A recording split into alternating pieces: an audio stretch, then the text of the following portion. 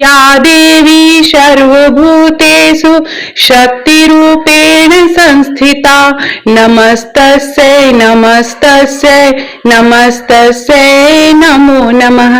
स्वागत है, मैं भाविनी मिश्रा आप सभी के सुखी और स्वस्थ जीवन की कामना करती हूँ। ये नवरात्रि हम सब के जीवन में सुख समृद्धि और ऐश्वर्य लेकर आए। तो चलिए प्रेम से बोलिए जय माता दी। ओम दुर्गाय नमः। दुर्गा सप्तशती के 12वें अध्याय में देवी चरित्र के पाठ का महात्म्य का वर्णन किया गया है। तो चलिए ध्यान लगाएंगे। मैं 3 नेत्रों वाली दुर्गा देवी का ध्यान करती हूँ। उनके श्री अंगों की प्रभा बिजली के समान है। वे सिंह के कंधे पर बैठी हुई भयंकर प्रतीत होती हैं। हाथों में तलवार और ढाल लिए अनेक कन्याएं उनकी सेवा में खड़ी हैं। वे अपने हाथों में चक्र, गदा, तलवार, ढाल, बाण, धनुष, पास और तर्जनी मुद्रा धारण किए हुए हैं। उनका स्वरूप अग्निमय है तथा वे माथे पर चंद्रमा का मुकुट धारण करती हैं। देवी बोली, देवताओं जो एकाग्रचित होकर प्रतिदिन इन स्थितियों में से मेरा स्तवन करेगा उसकी सारी बाधा मैं निश्चय ही दूर कर दूंगी। जो मधुकैटभ का नाश, महिषासुर का वध तथा शुंभ निशुंभ के संहार के प्रसंग का पाठ करेंगे तथा अष्टमी, चतुर्दशी और नौमी को भी एकाग्रचित होकर भक्ति पूर्वक मेरे उत्तम महात्म्य का श्रवण करेंगे, उन्हें कोई पाप नहीं छू सकेगा। उन पर पाप जनित आपत्तियां भी नहीं आएंगी। उनके घर में कभी दरिद्रता नहीं होगी तथा उनको कभी प्रेमी जनों के विछोह का कष्ट भी नहीं भोगना पड़ेगा। इतना ही नहीं, उन्हें शत्रु से, लुटेरों से, राजा से, शस्त्र से, अग्नि से तथा जल की राशि से भी कभी भय नहीं होगा। इसलिए सबको एकाग्रचित होकर भक्ति पूर्वक मेरे इस महात्म्य को सदा पढ़ना और सुनना चाहिए। यह परम कल्याणकारक है। मेरा महात्म्य महामारी जनित समस्त उपद्रवों तथा आध्यात्मिक आदि तीनों प्रकार के उत्पादों को शांत करने वाला है। मेरे जिस मंदिर में प्रतिदिन विधि पूर्वक मेरे इस महात्म्य का पाठ किया जाता है उस स्थान को मैं कभी नहीं छोड़ती। वहां सदा ही मेरा सानिध्यान बना रहता है। बलिदान, पूजा, होम तथा महोत्सव के अवसरों पर मेरे इस चरित्र का पूरा पाठ और श्रवण करना चाहिए। ऐसा करने पर मनुष्य विधि को जानकर या बिना जाने भी मेरे लिए जो बलि, पूजा या होम आदि करेगा उसे मैं बड़ी प्रसन्नता के साथ ग्रहण करूंगी। शरत काल में जो वार्षिक महापूजा की जाती है उस अवसर पर जो मेरे महात्म्य को भक्ति पूर्वक सुनेगा वह मनुष्य मेरे प्रसाद से सब बाधाओं से मुक्त तथा धन, धान्य और पुत्र से संपन्न होगा। इसमें तनिक भी संदेह नहीं है। मेरे इस महात्म्य, मेरे प्रादुर्भाव की सुंदर कथाएं तथा युद्ध में किए हुए मेरे पराक्रम सुनने से मनुष्य निर्भय हो जाता है। मेरे महात्म्य का श्रवण करने वाले पुरुष को शत्रु नष्ट हो जाते हैं। उन्हें कल्याण की प्राप्ति होती है तथा उनका कुल आनंदित रहता है। सर्वत्र शांति, कर्म में बुरे स्वप्न दिखाई देने पर तथा ग्रह जनित भयंकर पीड़ा उपस्थित होने पर मेरा महात्म्य श्रवण करना चाहिए। इससे सब विघ्न तथा भयंकर ग्रह पीड़ाएं शांत हो जाती हैं और मनुष्यों द्वारा देखा हुआ दुस्वप्न शुभ स्वप्न में परिवर्तित हो जाता है। बाल ग्रहों से आक्रांत हुए बालकों के लिए यह महात्म्य शांति कारक है तथा मनुष्य के संगठन में फूट होने पर यह अच्छी प्रकार मित्रता कराने वाला होता है। यह महात्म्य समस्त दुराचारियों के बल का नाश करने वाला है। इसके पाठ मात्र से राक्षसों, भूतों और पिशाचों का नाश हो जाता है। यह सब महात्म्य मेरे समीप भी प्राप्ति करने वाला है।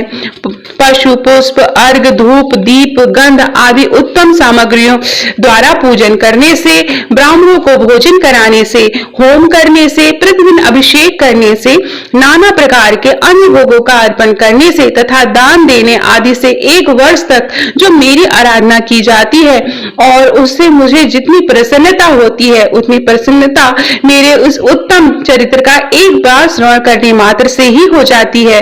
यह महात्म्य श्रवण करने पर पापों को हर लेता है और आरोग्य प्रदान करता है। मेरे प्रादुर्भाव का कीर्तन समस्त भूतों से रक्षा करता है तथा मेरा युद्ध विषयक चरित्र दुष्ट दैत्यों का संहार करने वाला है।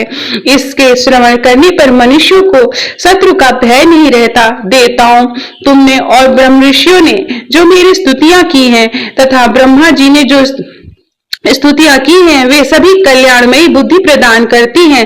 वन में, सूने मार्ग में अथवा दनावर से घिरे जाने पर, निर्जन स्थान में, लुटेरों के दांव में पड़ जाने पर या शत्रुओं के पकड़े जाने पर अथवा जंगल में सिंह, व्याध या जंगली हाथियों के पीछा करने पर, कुपित राजा के आदेश से वध तथा बंधक के स्थान में ले जाने पर अथवा महासागर में नाव पर बैठने के बाद भारी तूफान से नाव के डगमग होने पर और अत्यंत भयंकर युद्ध में शास्त्रों का प्रहार होने पर अथवा वेदना से पीड़ित होने पर की बहुना सभी भयानक बाधाओं के उपस्थित होने पर जो मेरे इस चरित्र का स्मरण करता है वह मनुष्य संकट से मुक्त हो जाता है। मेरे प्रभाव से सिंह आदि हिंसक जंतु नष्ट हो जाते हैं तथा लुटेरों और शत्रु से भी मेरे चरित्र का स्मरण करने वाले पुरुष से दूर भागते हैं। ऋषि कहते हैं, यूं कहकर प्रचंड पराक्रम वाली भगवती चंडिका का सब देवताओं ने देखते देखते वहीं अंतर्धान हो गई। फिर समस्त देवता भी शत्रुओं के मारे जाने से निर्भय होकर पहले की भांति यज्ञ भाग का उपभोग करते हुए अपने अपने अधिकार का पालन करने लगे। संसार का विध्वंस करने वाले भयंकर अतुल पराक्रमी देव शत्रु शंभु तथा महाबली निशुंभ के युद्ध में देवी द्वारा मारे जाने पर शेष दैत्य पाताल लोक में चले आए। राजन, इस प्रकार भगवती अंबिका देवी नित्य होती हुई भी पुनः पुनः प्रकट होकर जगत की रक्षा करती हैं। वे ही इस विश्व को मोहित करती, वे ही इस जगत को जन्म देती तथा वे ही प्रार्थना करने पर संतुष्ट हो विज्ञान तथा समृद्धि प्रदान करती हैं। राजन, महाप्रलय के समय महामारी का स्वरूप धारण करने वाली वे महाकाली ही इस समस्त ब्रह्मांड में व्याप्त हैं। वे ही समय समय पर हमारी महामारी होती और वे ही स्वयं अजन्मा होती हुई सृष्टि के रूप में प्रकट होती हैं। वे सनातनी देवी ही समय अनुसार संपूर्ण भूतों की से रक्षा करती हैं। मनुष्यों के अभ्युदय के समय वे ही घर में लक्ष्मी रूप में स्थित हो उन्नति प्रदान करती हैं और वे ही अभाव के समय दरिद्रता बनकर विनाश का कारण होती हैं। पुष्प, धूप और गंध आदि से पूजन करके उनकी स्तुति करने पर वे धन, पुत्र, धार्मिक बुद्धि तथा उत्तम गति प्रदान करती हैं। इस प्रकार से मार्कंडेय पुराण में सर्वाणिक मनवंतर की कथा के अंतर्गत देवी महात्म्य में फल स्तुति नामक 12वां अध्याय पूरा हुआ। तो चलिए प्रेम से बोलिए जय माता दी। ओम दुर्गाय नमः। 13वां अध्याय शुरू करेंगे तो सबसे पहले ध्यान लगाएंगे और प्रेम से बोलिए जय माता दी। ओम दुर्गाय नमः। जो उदय काल के सूर्यमंडल की सी कांति धारण करने वाली हैं, जिनके 4 भुजाएं और 3 नेत्र हैं तथा जो अपने हाथों में पाश, अंकुश, वर एवं अभय की मुद्रा धारण किए रहती हैं, उन शिवा देवी का मैं ध्यान करती हूँ। ऋषि कहते हैं, राजन, इस प्रकार मैंने तुमसे देवी के उत्तम महात्म्य का वर्णन किया। जो इस जगत को धारण करती हैं, उन देवी का ऐसा ही प्रभाव है। वे ही विद्या उत्पन्न करती हैं। भगवान विष्णु की माया स्वरूपा उन भगवती के द्वारा ही तुम ये वैश्य तथा अन्याय विवेक की जन मोहित होते हैं, मोहित हुए हैं तथा आगे भी मोहित होंगे। महाराज, तुम उन्हीं परमेश्वरी शरण भी जाओ। आराधना करने पर ही मनुष्य को भोग, स्वर्ग और मोक्ष प्रदान करती हैं। मार्कंडेय जी कहते हैं, कौष्टुकी जी मेधा मुनि के यह वचन सुनकर राजा सुरथ ने उत्तम व्रत का पालन करने वाले उस महाभाग महर्षि को प्रणाम किया। वे अत्यंत ममता और राज्य प्रहरण से बहुत खिन्न हो चुके थे। महामुनि इसलिए विरक्त होकर वे राजा तथा वैश्य तत्काल तपस्या को चले गए और वे जगदम्बा के दर्शन के लिए नदी के तट पर रहकर तपस्या करने लगे। वे वैश्य उत्तम देवी सूक्त का जाप करते हुए तपस्या में प्रवृत्त हुए। वे दोनों नदी के तट पर देवी की मिट्टी की मूर्ति बनाकर पुष्प, धूप और हवन आदि द्वारा उनकी आराधना करने लगे। उन्होंने पहले जो आहार को धीरे धीरे कम किया, फिर बिल्कुल निराहार रहकर देवी में मन लगाए और एकाग्रता पूर्वक उनका चिंतन आरंभ किया।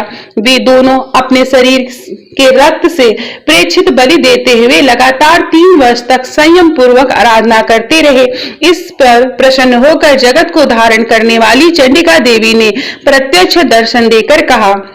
देवी बोली, राजन तथा अपने कुल को आनंदित करने वाले वैश्य, तुम लोग जिन वस्तु की अभिलाषा रखते हो वह मुझसे मांगो, मैं संतुष्ट हूँ, अतः तुम्हें वह सब कुछ दूंगी। मार्कंडेय जी कहते हैं, तब राजा ने दूसरे जन्म में नष्ट न होने वाला राज्य मांगा तथा इस जन्म में भी शत्रुओं की सेना को बलपूर्वक नष्ट करके पुनः अपना राज्य प्राप्त कर लेने का वरदान मांगा। वैश्य का चित्त संसार की ओर से खिन्न तथा विरक्त हो चुका था और वे बड़े बुद्धिमान थे, अतः उस समय उन्होंने तो ममता और अहंता रूपक आसक्ति का नाश करने वाला ज्ञान मांगा। देवी बोली, राजन, तुम थोड़े ही दिनों में शत्रुओं को मारकर अपना राज्य प्राप्त कर लोगे तथा तुम्हारा राज्य स्थिर रहेगा। फिर मृत्यु के पश्चात तुम भगवान सूर्य के अंश से जन्म लेकर इस पृथ्वी पर शर्वाणिक मनु के नाम से विख्यात होगे। वैश्वर्य, तुमने भी जिस वर को मुझसे प्राप्त करने की इच्छा की है उसे देती हूँ, तुम्हें मोक्ष के लिए ज्ञान प्राप्त होगा। मार्कंडेय जी कहते हैं, इस प्रकार उन दोनों को मनवांछित वरदान देकर तथा उनके द्वारा भक्ति पूर्वक अपनी स्तुति सुनकर देवी अंबिका तत्काल अंतर ध्यान हो गई। इस तरह देवी के से वरदान पाकर क्षत्रियों में श्रेष्ठ सुरथ सूर्य से जन्म लेकर सर्वाणिक नामक मनु होंगे। इस प्रकार से मार्कंडेय पुराण में शर्वाणिक मनवंतर की कथा के अंतर्गत देवी महात्म्य के सुरथ और वैश्य को वरदान नामक 13वां अध्याय पूरा हुआ। तो इस प्रकार ये पूरे 1 से लेकर 13 अध्याय पूरे होते हैं। आप सभी अध्याय मेरे चैनल पर देख सकते हैं। तो चलिए प्रेम से जयकारा लगाएंगे, प्रेम से बोलिए साचे दरबार की जय। जय माता दी। ओम दुर्गाय नमः। सर्व मंगल मांगल्ये शिवे सर्वार्थ साधिके शरण्ये गौरी नारायणी नमस्तुते। मैं आपको थोड़ा सा उपसंहार बता दूं। इस प्रकार सप्तशती का पाठ पूरा होने पर पहले निर्वाण जप करके फिर देवी सूक्त के पाठ का विधान है। क्षमा प्रार्थना करेंगे, हर दिन क्षमा प्रार्थना करनी होती है। तो ये पाठ पूरा हुआ और इसके बाद हमें क्षमा प्रार्थना करनी है। तो चलिए क्षमा प्रार्थना शुरू करते हैं। परमेश्वरी, मेरे द्वारा रात दिन सहस्त्रों अपराध होते रहते हैं। यह मेरा दास है जो समझकर मेरे उन अपराधों को तुम कृपा पूर्वक क्षमा करो। परमेश्वरी, मैं आह्वानम नहीं जानती, विसर्जन करना नहीं जानती तथा पूजा करने का ढंग भी नहीं जानती, क्षमा करो। देवी सुरेश्वरी, मैंने जो मंत्रहीन, क्रियाहीन और भक्तिहीन पूजन किया है वह सब आपकी कृपा से पूर्ण हो। सैकड़ों अपराध करके भी जो तुम्हारी शरण में जगदम्बा कहकर पुकारता है उसे वह गति प्राप्त होती है जो ब्रह्मादिक देवताओं के लिए भी सुलभ नहीं है। जगदम्बिके, मैं अपराधी हूँ किंतु तुम्हारी शरण में आई हूँ। इस समय दया की पात्र हूँ, तुम जैसा चाहो वैसा करो। देवी परमेश्वरी, ज्ञान अज्ञान से, भूल से अथवा बुद्धि भ्रांत होने के कारण मैंने जो न्यूनता और अधिकता कर दी है वह सब क्षमा करो और प्रसन्न हो। सच्चिदानंद स्वरूपा परमेश्वरी, जगदम्बा कामेश्वरी, तुम प्रेम पूर्वक मेरी यह पूजा स्वीकार करो और मुझ पर प्रसन्न रहो। देवी सुरेश्वरी, तुम गोपनीय से गोपनीय वस्तु की रक्षा करने वाली हो। मेरे निवेदन किए हुए इस जप को ग्रहण करो, तुम्हारी कृपा से मुझे सिद्धि की प्राप्त होगी। तो इस प्रकार से देवी माता से क्षमा प्रार्थना करेंगे। और ये था दुर्गा सप्तशती का संपूर्ण पाठ। चलिए प्रेम से जयकारे लगाएंगे। जय माता दी। वीडियो पसंद आ रहा हो तो मेरे चैनल को प्लीज सब्सक्राइब कर लीजिएगा। बहुत बहुत धन्यवाद ये वीडियो देखने के लिए। कमेंट बॉक्स में जय माता दी जरूर लिखिएगा और बताइएगा। इसी टाइप के वीडियो मैं और आगे बनाऊंगी। बहुत बहुत धन्यवाद।